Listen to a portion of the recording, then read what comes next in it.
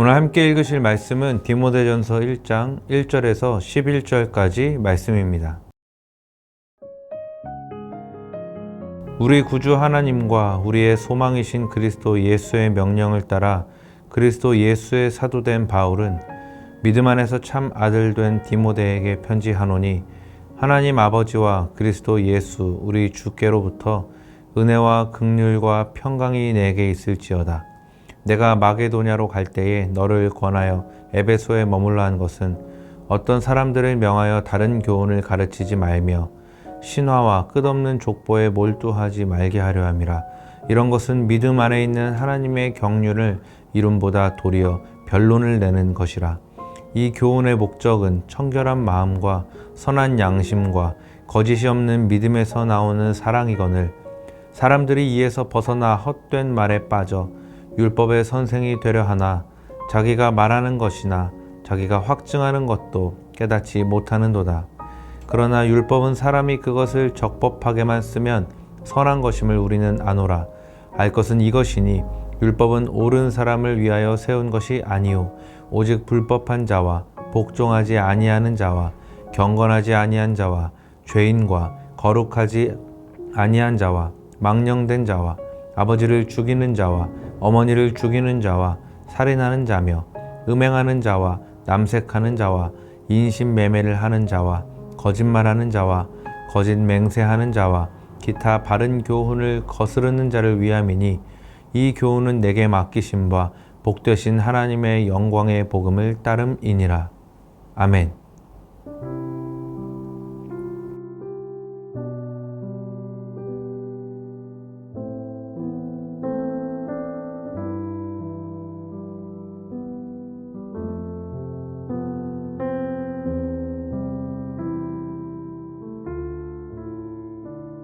자, 오늘부터는 사도 바울이 기록한 신약의 여러 서신서들 중에서 디모데후서 그리고 디도서와 더불어 흔히 목회서신이라고 분류가 되는 책 중 하나죠. 바로 디모데전서의 말씀을 함께 살펴보도록 하겠습니다.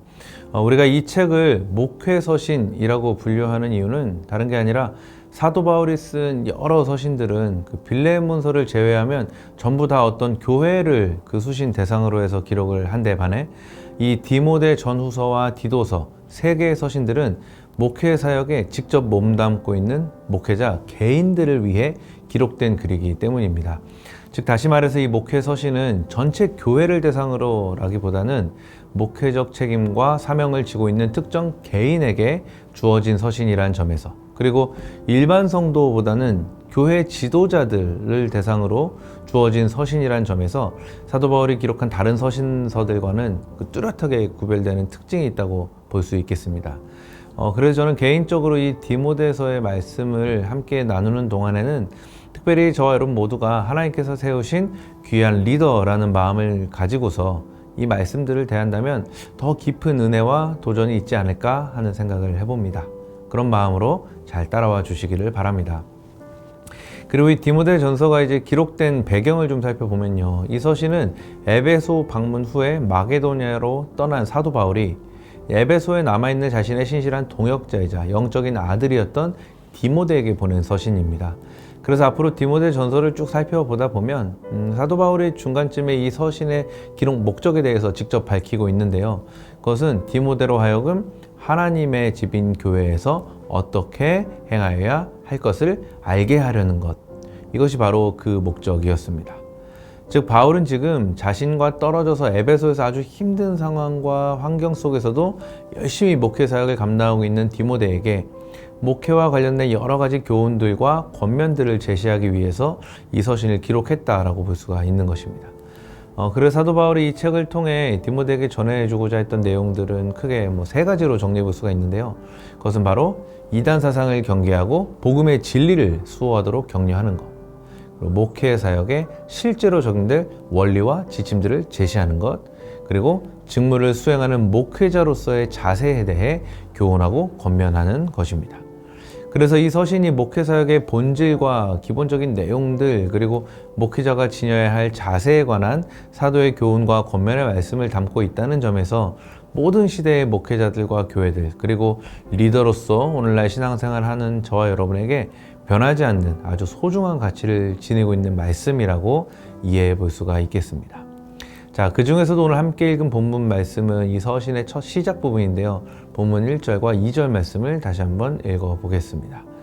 우리 구주 하나님과 우리의 소망이신 그리스도 예수의 명령을 따라 그리스도 예수의 사도된 바울은 믿음 안에서 참 아들 된 디모데에게 편지하노니 하나님 아버지와 그리스도 예수 우리 주께로부터 은혜와 긍휼과 평강이 내게 있을지어다. 아멘. 이 말씀 뭔가 굉장히 익숙하시죠? 네, 바로 사도 바울이 그가 기록한 모든 편지들, 그 서두에 빠지지 않고 나타나는 축복에 해당하는 부분입니다. 그래서 우리가 신약 성경에서는 굉장히 자주 발견하게 되는 아주 기본적인 형태로 쓰여진 축복의 말인데요. 여기서 사도 바울은 믿음 안에서 참 아들 된 디모데에게 하나님의 은혜와 긍휼과 평강이 있기를 구하고 있습니다. 사실 이 중에서 은혜와 평강을 기원하면서 글을 시작하는 것은 바울 서신의 전형적인 특징입니다. 즉 다른 서신들에서도 은혜와 평강 이 두 가지는 빠지지 않고 항상 나타나는 것들입니다. 자, 그런데 이 디모데 전서와 후서에서만 예외적으로 하나가 더 추가가 되어 있으니 그것은 바로 긍휼입니다. 여기서 쓰이고 있는 이 긍휼로 번역된 단어의 뿌리가 되는 히브리어 원어 라하밈이 지니고 있는 의미를 찾아보면 이것이 보통 연민의 정이나 모정 또는 동정을 나타낼 때 주로 쓰이는 단어라는 걸 알 수 있습니다. 다시 말해서 긍휼은 가엾게 여기고 불쌍히 여기는 마음이라고 생각할 수 있겠죠. 그래서 우리는 이 긍휼이라는 평소엔 나타나지 않았던 그 특별한 축복의 말이 추가되어 있는 이 장면을 통해서 아마 지금 디모데가 처한 상황이 워낙에 좀 특별한 상황이었다는 것, 그리고 그를 향한 사도 바울의 애정 역시 굉장히 각별했다는 것 유추해 볼 수가 있겠습니다. 당시 디모데가 사역하고 있던 곳은 말씀드린 것처럼 에베소 지역이었는데요. 앞서 디모데가 바울과 함께 이곳을 방문했다가 바울이 마게도냐로 떠나고 이 에베소에 혼자 남아서 사역하던 디모데는 굉장히 연소한 나이였고 이 젊은 목회자가 감당하기에는 당시 에베소 교회의 상황이 굉장히 어려운 상황이었음이 분명해 보입니다. 왜냐하면 당시 에베소 교회는 초대교회 시대의 양대 이단이라 할 수 있는 유대주의적 율법주의와 영지주의의 위협을 강력하게 받고 있었고 또 대외적으로는 황제 숭배를 거부하는 그리스도인들에 대한 로마 제국의 핍박까지 가해지고 있었습니다. 뿐만 아니라 교회 내에서도 교리적으로 해결해야 할 여러 가지 어려운 문제들에 직면해 있었죠. 그래서 바울은 자신의 믿음의 후계자라 할 수 있는 이 디모데의 어려운 사정들을 다 알고서 지금 디모데에게 필요한 것은 바로 이것이다 하면서 그에게 은혜와 평강은 물론이고 특별히 하나님의 긍휼이 임하기를 축복하는 마음으로 기도했던 것으로 우리가 이해해 볼 수 있겠습니다. 사랑하는 청년 여러분, 저는 오늘 감히 이 디모데를 향한 사도 바울의 마음을 빌려서 오늘날 이 힘든 세상 한가운데서 열심히 신앙생활하며 믿음 지키기에 힘쓰고 계신 여러분에게 하나님의 크신 은혜와 긍휼과 평강이 넘쳐나시기를 예수님의 이름으로 축복합니다. 어려워도 힘들어도 버티기 버거워도 하나님께서는 우리에게 변함없이 은혜를 부어주십니다. 긍휼의 마음으로 우리를 위로하십니다. 그리고 평강으로 우리 삶을 가득 채워주십니다. 이 믿음을 가지고 거친 세상 한가운데서도 당당하게 하나님을 향한 믿음을 지켜나가는 사랑하는 청년들 그리고 모든 성도님들 다 되시기를 다시 한번 마음 다해 예수님의 이름으로 축복합니다.